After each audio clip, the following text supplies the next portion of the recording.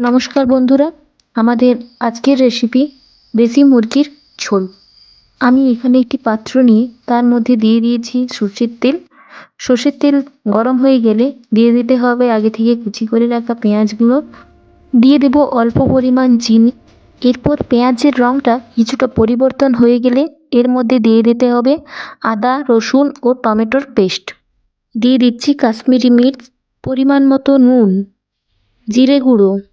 আমি এখানে 2 টিস্পুনের মতো জিরে গুঁড়ো ব্যবহার করেছি। দিয়ে দেব পরিমাণ মতো হলুদ গুঁড়ো, দিয়ে দিচ্ছি ধনে গুঁড়ো। ওই মশলাটা ভালো করে কষে নিতে হবে যতক্ষণ না মশলার কাঁচা গন্ধটা চলে যাচ্ছে। প্রায় 10 থেকে 12 মিনিট কষে নেওয়ার পর আমি এখানে দিয়ে দেব অল্প পরিমাণ জল।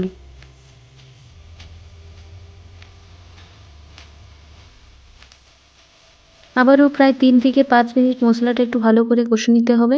ভালো করে কষে নেওয়ার পর আমি এর মধ্যে দিয়ে দেব টক দই ও নুন দিয়ে ম্যারিনেট করে রাখা মাংসগুলোকে।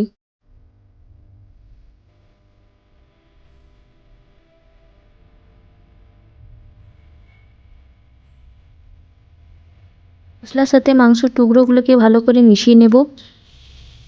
এর মধ্যে আমি দিয়ে দিচ্ছি কয়েক টুকরো পেঁপে। আপনারা চাইলে পেঁপে নাও দিতে পারেন।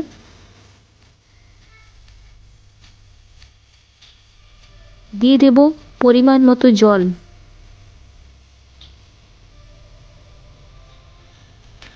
কিছুক্ষণ ঢাকনা চাপিয়ে ভালো করে ফুটিয়ে নেব।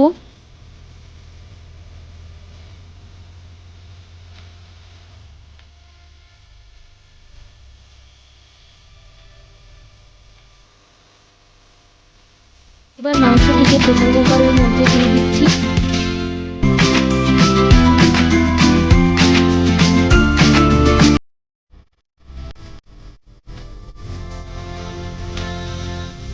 জলের পরিমাণটা কম লাগছিল বলে আমি আরেকটু জল এখানে অ্যাড করে দিয়েছিলাম।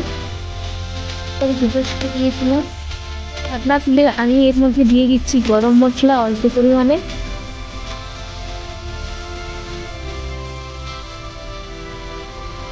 মুরগির ঝোল